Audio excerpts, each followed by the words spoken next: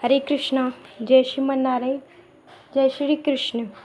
आप जैसे देवकीनंदन ठाकुर जी को फॉलो करते हैं, इनको सुनते हैं, इनकी कथाएं सुनते हैं, तो हम आपको बता चलें इनके बारे में। रोज़ अपने चैनल के माध्यम से हम आपको अपडेट देते हैं इनकी, और इनके बारे में बताते हैं, जानकारी देते हैं। आजकल संसार में हर कोई तन से तो दुखी कम है, लेकिन मन से दुखी हर कोई है। अंदर मानसिक प्रॉब्लम बहुत सभी के अंदर चल रही है। इस मन को, चंचल मन को शांति नहीं मिलती है। इस चंचल मन को हमारे बहुत सारे सवाल उठते हैं, उसको उत्तर नहीं मिलता। तो देवकीनंदन ठाकुर जी कथा रोज़ करते हैं अपने धाम पर वृंदावन। आस्था से काफ़ी अनिरुद्धाचार्य जी की और बागेश्वर धाम सरकार की, प्रदीप मिश्रा जी की, देवकीनंदन ठाकुर जी की, इन सब की कथाएँ आती हैं। और जिनकी भावना अनिरुद्धाचार्य जी में जागती है, तो वो अनिरुद्धाचार्य जी की कथा सुने। जिनकी भावना देवकीनंदन ठाकुर जी में जागती है, तो अपने देवकीनंदन ठाकुर जी की वाणी से कथा सुने। और वह प्रदीप मिश्रा जी बागेश्वर धाम वाले भक्त हैं, जो भी उनको पसंद करते हैं, तो उनकी कथा सुने। मन को केवल कथा ही से शांति मिल सकती है। और मन में जितने हमारे दुखों को लेकर प्रश्न चलते हैं, उठते हैं, तो वो कथा से ही हमारा हर चीज़ का उत्तर मिल सकता है। और कथा से उत्तर ही नहीं, कथा में हमारे जीवन में ऐसी कुछ बातें बताई जाती हैं जीवन के बारे में, जो हमेशा हमें काम देंगी जब तक हमारा जीवन है। और श्रीमद् भागवत कथा जो होती है, ये साक्षात हमारे कृष्ण भगवान की लिखी बातें हैं, जो मनुष्यों के लिए भगवान कृष्ण ने श्रीमद् भागवत कथा में लिखी है, और हमारे पृथ्वी पर हम सभी मानव के लिए भेजी है। तभी इसलिए देवकीनंदन ठाकुर जी, अनिरुद्धाचार्य जी, बागेश्वर धाम, और यहाँ तक कि प्रदीप मिश्रा जी अपनी अपनी वाणी से कथा गाते हैं। हम सब भक्तों का हित यानी कि कल्याण करते हैं सुनाकर, और हमारे मन के अंधकार को मिटाते हैं। देवकीनंदन ठाकुर जी कथा करते हैं, इतनी कठोर बातें बताते हैं जो हमारे धर्म विरोधी होते हैं, हमारे सनातन धर्म का मजाक उड़ाते हैं और धर्म का विरोध करते हैं। उनके बारे में, उन जैसों को, मूर्ख लोगों को बहुत अच्छे से कड़क जवाब देते हैं देवकीनंदन ठाकुर जी। लेकिन बहुत प्यारे कथावाचक हैं और बहुत सरल तरीके से कथा करते हैं। और कोई भी स्वभाव में से, पंडाल में से कोई भी प्रश्न पूछ लेता है, हर प्रश्न का उत्तर देते हैं। और इतना ही नहीं, जीवन में ये वृंदावन में जाना मिलना बहुत सौभाग्य की बात है, और ख़ासकर ब्रजवासी बन जाना ये परम सौभाग्य की बात है। देवकीनंदन ठाकुर जी ब्रजवासी हैं। वृंदावन में जो भक्त गए हैं वो आप सब जानते होंगे। और वृंदावन में मिलना जाना, उनकी कृपा प्राप्त करना, ठाकुर की सेवा प्राप्त करना हम सब के लिए परम सौभाग्य की बात है, और राधा रानी की साक्षात कृपा है।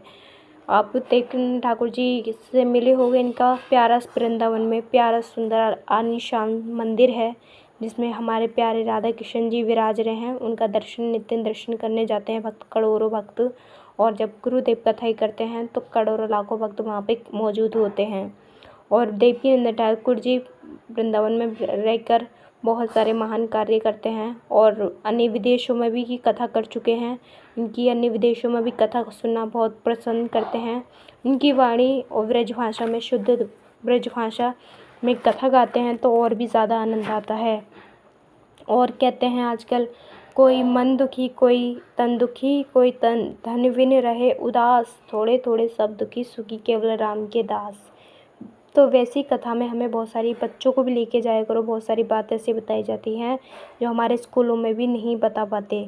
जैसे खाओगे अन्न वैसी होगा मन, जैसी पियोगे वाणी पानी वैसी होगी वाणी, जैसे राखे शुद्धि वैसी होए बुद्धि, हरि का भजन करे बिना जीवन सफल ही नहीं है। लाख तुम दौलत माया कमा लो, कुछ कामयाब ही नहीं हो पाओ, काम की ही नहीं है।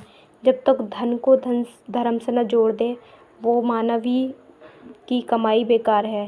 काला काम करके अपने धन कमाने वाले, कब तक कमाना है, कब तक कमाएगा और क्या साथ जाएगा। इसलिए अपने ईमान से कमा के और अपने अच्छे कार्यों में लगाएं, अपनी फैमिली को भी देखें और अपने धर्म के काम भी करें और हर अपना जितना भी भक्ति सेवा मिले अपनी ज़्यादा से ज़्यादा भजन करें, क्योंकि इस 84 लाख योनि के बाद हमें मानव तन योनि प्राप्त होती है। अगर इस योनि में हमने भजन कीर्तन नहीं किया तो फिर हमने कभी नहीं किया।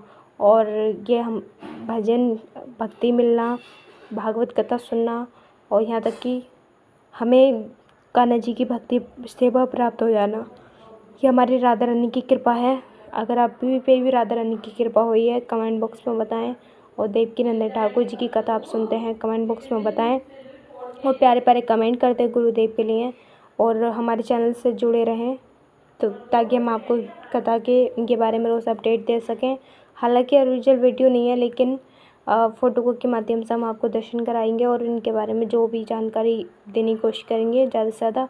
और अगर नए हैं तो चैनल सब्सक्राइब कर लें ताकि हम अपने यूट्यूब के अपने चैनल के माध्यम से आपको दर्शन नित्य करा सकें।